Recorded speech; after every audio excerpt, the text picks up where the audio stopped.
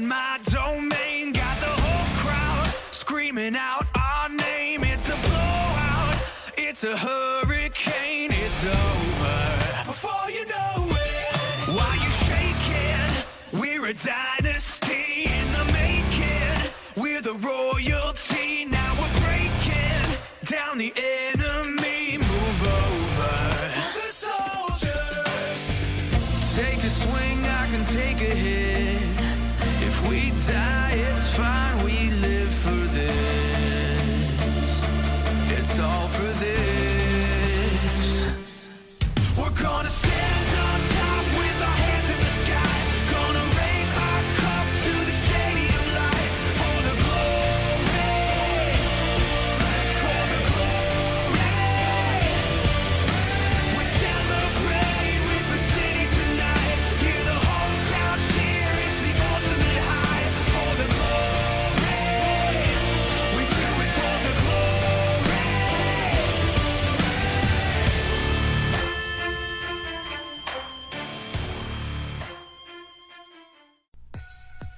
Good afternoon, ladies and gentlemen, and welcome here as we get set for chase race number 2, or overall race number 28 of season 6 of the NNSCRA Hersheys Cup Series. We are here tonight at the Kentucky Speedway, getting ready for what will be race number 2 of round 1 of the chase for the championship. These drivers basically getting themselves situated up for next week's first elimination race of the first round, which of course will be at, I believe, Indianapolis Motor Speedway.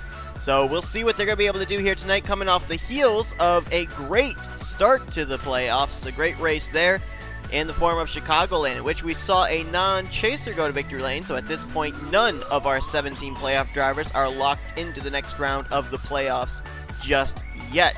Will that take place tonight? We're going to have to wait and see. Now, out of our 17 playoff drivers, about maybe 6-7 drivers had really good to fairly decent runs last week at Chicagoland, putting them in good shape if they can have a good run here tonight of maybe making it into the next round regardless of what happens next week in Indianapolis. But there are about 5 drivers that had absolutely horrendous runs, finishing down 30th and lower in the standings, and they really need a good run here tonight, preferably a win, so that way they don't have to worry about Indianapolis next week. Those drivers would include R Reynolds, Alex Drayton, Brandon Gonzales, Charles Sandfer, and Tim Walch. They right now would be in the 5 spots that would be the elimination spots when the checkered flag waves next week at the Brickyard. Tim Walch actually never even got to take the green flag in last week's race at Chicagoland, not the way he wanted to start off the playoffs this year. But we're getting set for tonight's race, and we've got a chaser starting up here at the front, J Arndt, and that Reddit Chevrolet for Flying Aces Racing. He comes into this race 6th overall of the chase drivers, only 12 points out of the points lead, and he's got good starting track position here this evening. We'll see if maybe he can be the first chaser to take a checkered flag here during the playoffs. He'll start alongside of Blaine Keys in the 42. Keys just trying to get out of dead last in the point standings. They got Jordan Anderson. We had a rookie in Elijah Gilbert go to victory lane last week. That leaves only 2 rookies remaining to find victory lane this season. Anderson being one of them. The other one is Shane Lake. So we'll see if Anderson can be the 5th rookie to go to victory lane. And Kat Batson starts alongside him. And other drivers struggling in the points, needs a good run here this evening. Let's go down trackside. Get those most famous words in motorsports. Drivers, start your engines! And you look back there, we got some other chasers starting close to the front of the field. The entire 3rd row comprised of playoff contenders. Zachary Fitzwater starting 5th, and Benny Watson starting in 6th. Hopefully, everybody's going to be able to get off the grid and make it to the green flag without blowing up this race. We'll have to wait and see. But it's time to give you your playoff standings coming into tonight's race, and it's presented to you by Golden Corral. Brooke Allen, 3-time winner, is still the points leader, but only by 1 point over J Baskinger, who finished runner-up to Elijah Gilbert last week. Daniel Voyles and Dallas McIntosh, they are both tied for 3rd in points, only 3 points out of the points lead. Benjamin Miles currently is 5th in the points, 11 points back. 6th in the standings is our pole sitter J Arndt. He's 12 points out. 14 points out is Anthony McCrury. He is 7th in the stands. 8th is going to be Benny Watson. 9th is K Shearer. 10th, Joshua Collard. Trent Dunham is 11th, holding the final transfer spot should the round end now would be Zachary Fitzwater in 12th place, and then we already mentioned 13th R Reynolds, 14th Alex Drayton, 15th Brandon Gonzales, 16th Charles Sandfer, and 17th is Tim Walch. Here we go then, getting ready to go racing at a track that normally we have green flag racing most of the way, so we'll see if this turns into a fuel strategy race or not, as J Arndt leads the 42 car field down to the green flag here at Kentucky. Let's roll!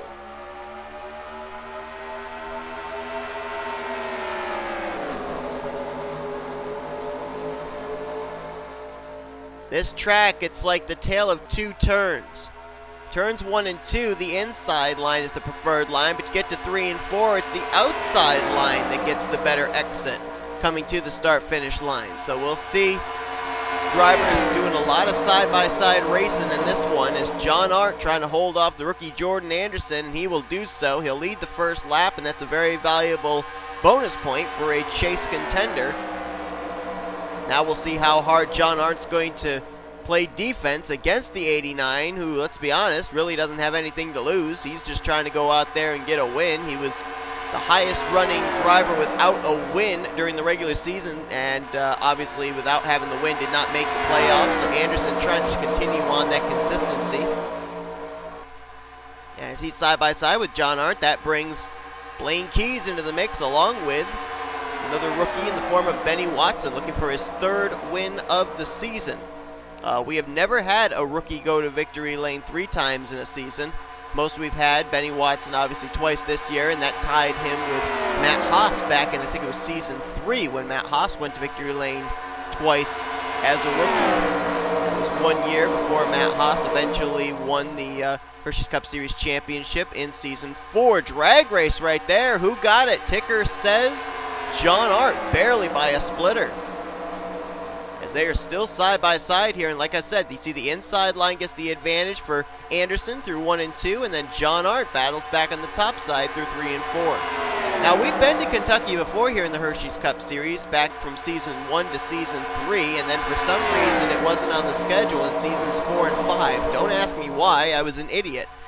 Because Kentucky is usually one of the best races that we have during the course of the season. But back in seasons 1 through 3, some very interesting names have previously won at this track, and all 3 of them are actually in this field here today. Benjamin Miles won the inaugural race back in season 1. Chris Dodd won in season 2, which eventually he would go on that year to win the championship. And a driver who really needs a good run here tonight, Tim Walch, won the last Kentucky race back in season 3. And of course, Tim Walch didn't even get the benefit of taking the green flag in last week's playoffs opener at Chicagoland.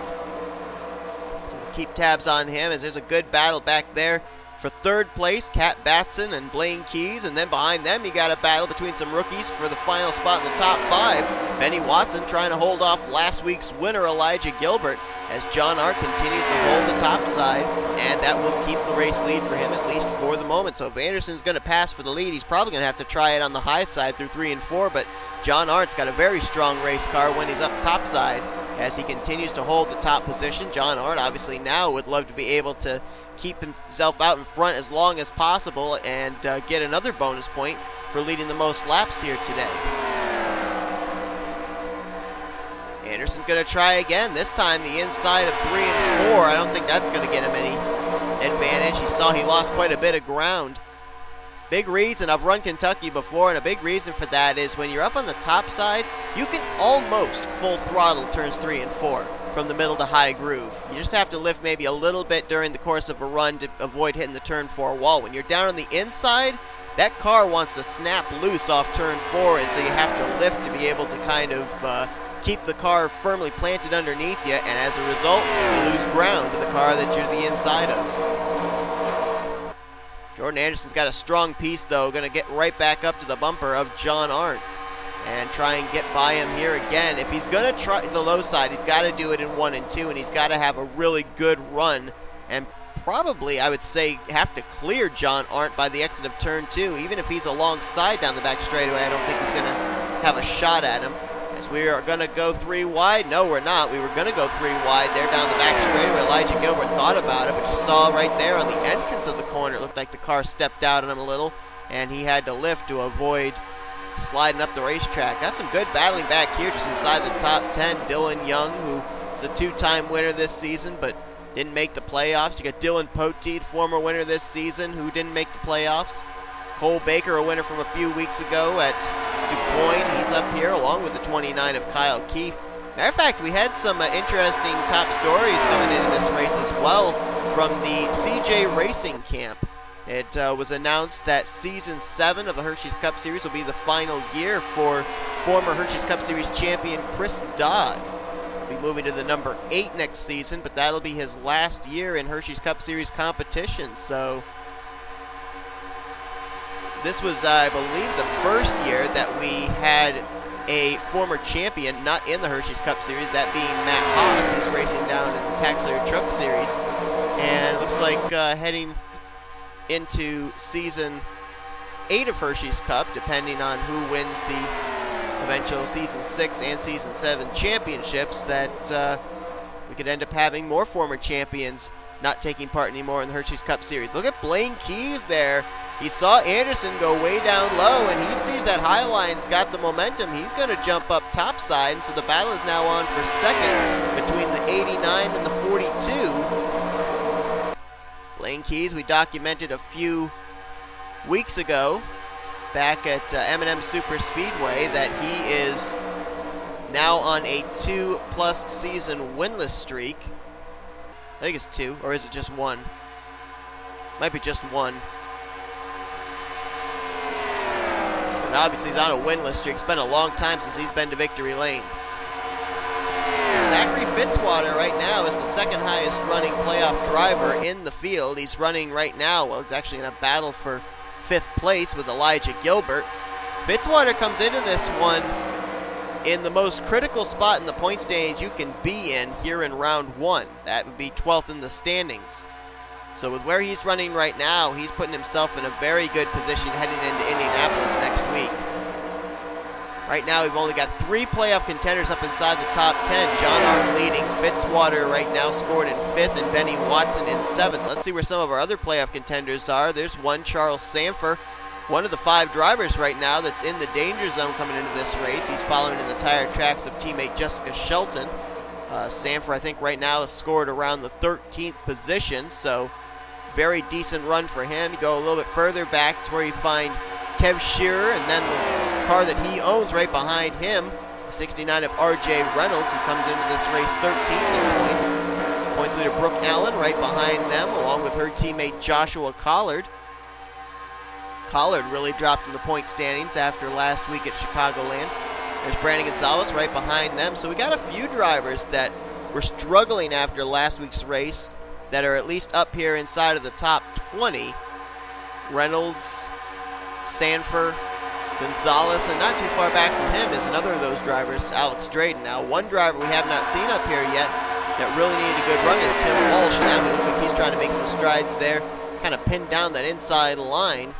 Matter of fact, he, along with another former winner of this event, Benjamin Miles, both kind of pinned back here at the tail end of the field. You got J Baskinger back here in the 38. And that's Dallas McIntosh there as well in the 14. So I think these drivers, they may be relying on maybe pit strategy to get them some track position, because right now they're not making up much ground themselves under green flag conditions. There's Sean Gallighan. He is the last car on the lead lap in the 42nd position. All 42 cars are still running, and I believe are still on the lead lap. Yes, they are. Now, I believe the fuel window, and I'm not 100% certain on this, but I know they can make it at least a maximum of 33 laps, but I think with the fuel fall off, they won't be able to make it that total. So my assumption is, just based on calculations in my head, we're going to see these drivers have to hit pit road somewhere between laps 25 to maybe lap 28.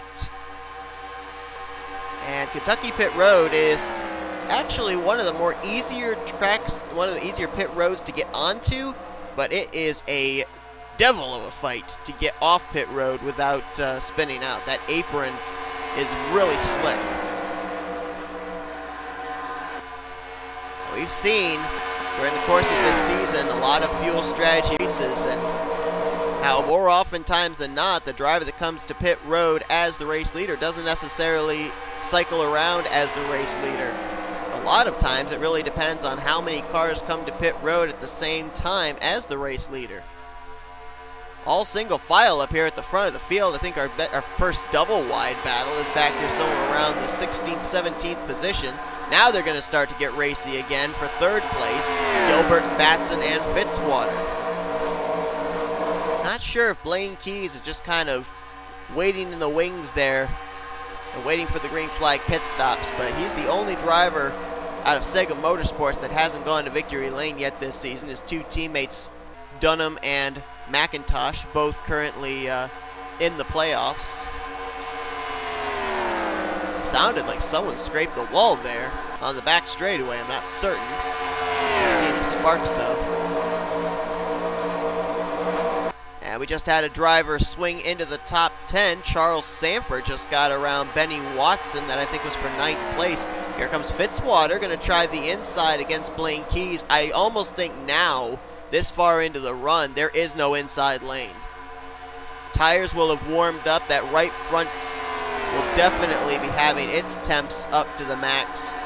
And I very much doubt there's going to be any opportunity to be able to be on that inside line without the thing tightening up, especially off the exit of the corner. Battle is on for 4th between J Gilbert and Kat Batson. J Arndt continues to show the way, and with the completion of that lap, J Arndt has not only been the only playoff driver to lead a lap today, but he'll get an extra bonus point for leading the most laps in this race as well. So J Arndt definitely making a clear case for himself to make it into the next round of the playoffs. And remember, if J Arndt wins here tonight, he could start at Park at Indianapolis and still make it into the next round of the playoffs. And if you look at our schedule, there are a couple of tracks that are kind of nail-biters. Lime Rock's kind of a little bit on the precarious side. Oswego is. Talladega's always a wild card race, but I gotta say, probably none more so than Indianapolis, because Indianapolis, the speeds are so high, you see them carry it double wide, 3 wide into those tight corners, and especially in the inner loops, you end up having where one little mistake and a car goes down to the inside, sweeps right back up the track, and there's just nowhere to go. So J Arndt would certainly like to have the reassurance knowing that going into Indianapolis, he's not going to have to worry about making it into the next round of the playoffs. And of course, that also would give him some bonus points into the next round as well. Each win that you get during each round gives you 3 extra bonus points for the next round of the playoffs. So we have just entered into the pit window. We just completed lap 25. So now comes the question, when do these leaders decide they're going to come to pit lane? And I would certainly think that they're going to go with 4 tires of fuel, because it takes you as long to fill the car up as it does to change 4 tires. And if you're going to make a pass on somebody, you're probably going to have to do it on that inside line. You're going to want the fresh rubber, that grip, to be able to work for you. 3 wide, that is for the, I believe that's 6th place.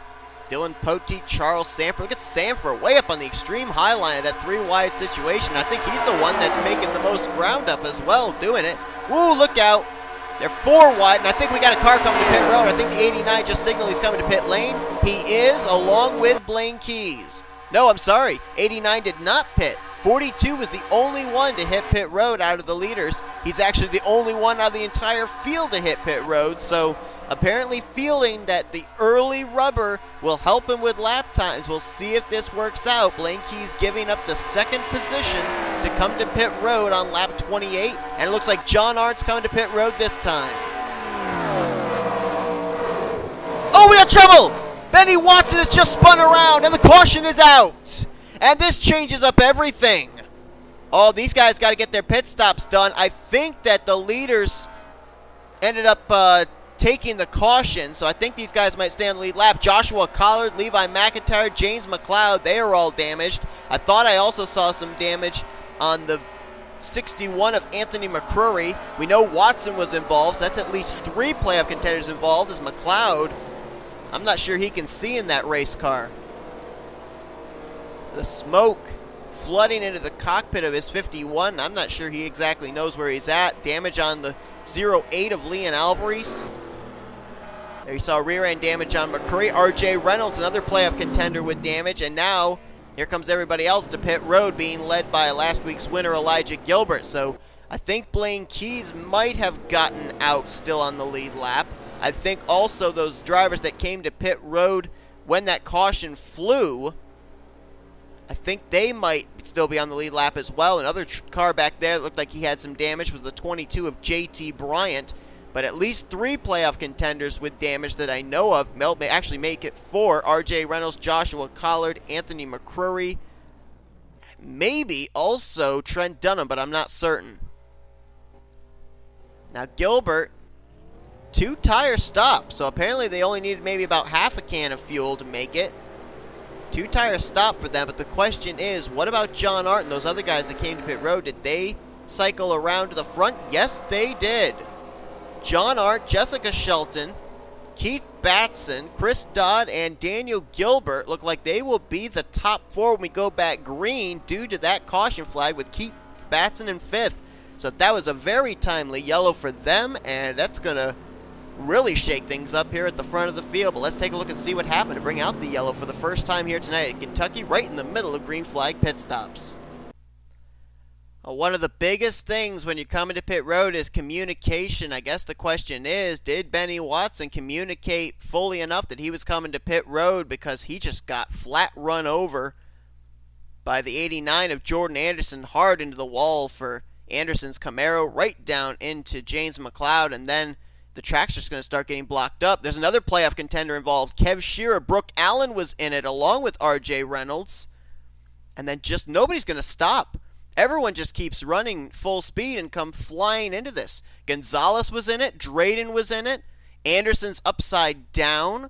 There's McCrury. He gets hit from behind by, I think that was JT Bryant. T Walch is in it. Srigley's in it. K Mathews I see there. Anderson I think got a piece of it.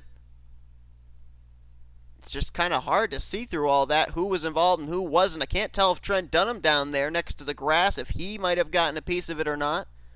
J Gardner, I think, might have gotten a little bit. Dallas McIntosh, not sure if he slowed down in time. A lot of question marks right there. But there were at least 2 more drivers, 2 more playoff contenders that got involved that I didn't know about. Brandon Gonzales being one, the other one being K Shearer. Yeah, T Walch had rear end damage. There's Collard. There's McCloud. McIntyre. JT Bryant with quite a bit of front end damage you can see there. B Allan also got involved. That's another playoff contender that I had not realized was in it. I think Trent might have gotten through it relatively unscathed. Benjamin Miles looks relatively clean. I think Hartnett might have gotten through it. We're going to have to wait and see who retires out of the race and who's up to speed to be able to really determine who got damage and who didn't. But that's what brought out the caution for the first time here tonight, nearing 10 laps to go, and a number of our playoff drivers were involved in this one. Well, these drivers have had about maybe 3 laps to be able to try and get stuff figured out, and they haven't really done so. This is going to be a rather bizarre restart here. Not sure what Kat Batson's doing. He's scored in 4th place, but he's down the inside line, and I don't think anybody really knows where they're supposed to be. But the lights are out top the pace car, so we will go back green with J Arndt the leader, J Shelton 2nd, C Dodd's 3rd. Scored 4th is Kat Batson, 5th D Guilbert, 6th J Gilbert, 7th D Poteet, Charles Sandfer, Z Fitzwater, and R Reynolds, damaged car and all, is scored in 10th. It looks like Kat Batson might be coming to pit road this time as he's letting everybody go around him. Drivers out of the race, and there are a lot of them. Cody Smart, K Mathews, playoff contender K Shearer, J McCloud, Levi McIntyre, another playoff contender I didn't realize was involved, D Voyles. T Walch, 40th is where he'll finish. He's basically a must-win situation for next week at Indianapolis now. And also out of the race, Benny Watson. He could be in a lot of danger heading into next week. And Jordan Anderson. As the green flag's back in the air, and look at J Shelton wasting no time going for the race lead on J Arndt. She'll take the spot. C Dodd will move to 2nd. J Arndt kind of caught napping, or does he have damage? Because he seems to be rather slow on this start. Likely waiting for the tires to come in, but he just lost 1st and 2nd place there.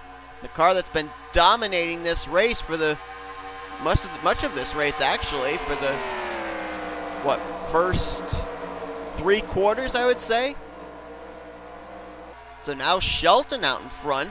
I don't think J Shelton's ever had a multi-win season to my knowledge, and so I think this would be a first for her if she can close the deal. Right behind her, former champion Chris Dodd. He's chasing his first win of the season. And with that pass, it sets us up for potentially our second playoff race being won by a non-playoff driver. J Arndt looked like he was going to lock himself up a spot into the next round with a win here. And that caution flag certainly throwing a monkey wrench into that plan, it certainly looked like. It's going to be a good points day for J Arndt, though, provided he can stay up there in the top 10. Same for Fitzwater and Charles Sandfer. Right now, those are the only 3 playoff contenders up inside of the top 10. I'm not rightly certain how R Reynolds in the 69 is still running up here just outside the top 10. I think he's in 11th place. So he's going to have a pretty good points day as well. But we're watching this battle at the front. J Shelton trying to hold off Chris Dodd. Both of these drivers have not exactly had ideal seasons. Shelton, yes, does have a win, but she is 40th in the point standings, trying to get out of that danger zone so she'll have a charter for next year. Chris Dodd still chasing his first win of the season, and he's 34th in points. Doesn't look like he's really been able to close the gap up, though, between himself and Shelton, as we got a battle for 5th. Charles Sandfer to the inside of J Gilbert, trying to get every position possible, trying to get every point possible. As next time by, it'll be 4 laps to go. Don't think that slower traffic's going to be an issue. Emmanuel Hartnett's just now going into turn 1 as the field was in turn 3. So there's nearly half a racetrack from the race leader to the last car on the lead lap. But definitely that wreck has put us into a situation of drivers that probably are going to be in a must-win type situation heading to next week, like Benny Watson, K Shearer, as well as Tim Walch. Now, we gave you the drivers that were in the top 10 here. What about the rest of the playoff contenders here in the closing stages? We mentioned Reynolds. He's in 11th. Trent Dunham is in 18th. Benjamin Miles is 20th. Dallas McIntosh 21st. Brandon Gonzales is 25th. Drayton 26th. McCrury 27th. Baskinger 28th, Brooke Allen in 30th, Collard in 31st, and that's the last of the playoff contenders that are still running on the track. So right now, based on my calculations, yeah, I think that to make it into the next round, it's almost a must-win for Shearer, Watson, and Walsh heading into next week. 2 more laps to go. J Shelton, with that pass on the restart, trying to pick up her 2nd win of the season, and what would be the 3rd win overall this year for Retro Racing Enterprises. She's already got a win, as does her teammate Charles Sandfer. Sandfer's win was, of course, back at Thornton, and Shelton's win was at Pikes Peak. 1 more lap to go, and the gap between herself and Chris Dodd is not closed up, but that slower car is maybe going to come into play. They're catching Hartnett. I didn't think they were going to. If Shelton could get to the inside of him, then it's going to be okay. Whoa, a little bit of a hold up there. Whoa, J Arndt runs Chris Dodd up the track, but Shelton's going to get through unscathed as she'll come around to the checkered flag. 2nd win of the season. Shelton takes the win at Kentucky. That was a close call there at the end with the slower car of Emmanuel Hartnett in the way. And not only did we almost have the race leader get held up, but we almost had a wreck for 2nd place between the 88 and the 05. But Shelton, and what I'm almost 100% certain is now her first multi-win season with her 2nd checkered flag of the season. And it comes here tonight at Kentucky, and it all goes back to that caution with the green flag pit stops and that restart where Shelton was able to get around J Arndt going into turn number 1. Shelton trying to get herself out of the cellar of the point standings to get at least to the 37th position in points, so that way she'll have a charter for next season, and a step in the right direction right there with her 2nd win of the season. Going to be a good points day as well for J Arndt, Charles Sandfer, and Zachary Fitzwater. I'm not saying they're absolutely safe heading into Indianapolis, but this is certainly going to alleviate some of the pressure they would have had in making it into the round of 12. Chris Dodd, though, great run for him in second place, so close to his first win of the season. J Arndt dominated the first 75% of this race. He'll still get the bonus points for only playoff driver to lead a lap, I believe, and also led the most laps here tonight. So he gets third. Fourth will be D Guilbert. Great run for him, as he was really the only Michael Norman Motorsports car to survive here today. J Gilbert following up his win last week with another solid outing in the 5th position. Charles Sandfer, we mentioned, gets 6th. A great run for him. Good run for 2 of those Retro Racing Enterprises cars right there in the top 10. D Poteet back to his consistent ways in 7th. Zachary Fitzwater there in 8th, and he came into this race in that critical 12th position in points. Dylan Young, nice to see him have a good run there, as he'll get 9th. And Kyle Keith continues his consistent runs, as he will get 10th place. Damaged, but obviously not off the pace. R Reynolds brings it home in 11th, so I think he right now would be in the round of 12 as things stand at the moment. Cole Baker is going to finish in 12th with Kat Batson, James Richardson, and Joseph Srigley, the rest of your top 15. Blaine Keys, apparently that pit strategy did not work out for him because the caution flag really killed his strategy. He gets 16th, though. 17th for S Gallighan. And I guess making the best of what you got, 18th, 19th, and 20th, Trent Dunham, Benjamin Miles, and Dallas McIntosh. So we'll have to see where these finishes put them in relation to everybody else heading into Indianapolis. Look on down through the remainder of the finishing results and the rest of the playoff contenders. Where did they finish? Brandon Gonzales was 24th, Drayton 26th, McCrury in 27th. Those guys, I think, are going to be in a world of hurt and heading to Indianapolis. And then you look further on down to find J Baskinger, Brooke Allan, and Joshua Collard 29th, 30th, and 31st. So I believe Brooke Allan was the points leader. Baskinger was second. So we'll have to see where this drops them. And Joshua Collard was 10th in the stands. This might drop him outside of the top 12 heading into Indy. And then the big story for a number of drivers that finished out of the race after that stack up due to the green flag pit stops. K Shearer, 36th. D Voyles, 39th. Tim Walsh in 40th. And Benny Watson in 41st. In his first 2 chase starts, Tim Walsh has finished no better than 40th place. Had a 42nd last week. So right now, with where those guys were positioned in points coming into this race, I would say that for certain, K Shearer, Tim Walsh, and Benny Watson, I think they are all basically in must-win situations when we get to next week at Indianapolis, or at least a top 5 for Watson and Shearer. But I think Tim Walsh is definitely a must-win driver next week in order to move on to the round of 12. But that's going to do it here this evening from Kentucky Speedway. Hope you guys enjoyed today's race. If you did, be sure to give us a like, subscribe, become part of the crew today. We've shown you full page results. These are your rookie point stands, your overall point stands, and your playoff points, as next week you will see the Pizza Hut X Series and Hersheys Cup Series drivers at the Yard of Bricks. It is the second race of the first round for the Pizza Hut X Series drivers and the first elimination race for round 1 for the Hersheys Cup Series drivers. Jessica Shelton picks up win number 2 on the season here tonight at Kentucky. You've been watching a production of the NNSCRA Offline Racing at its best.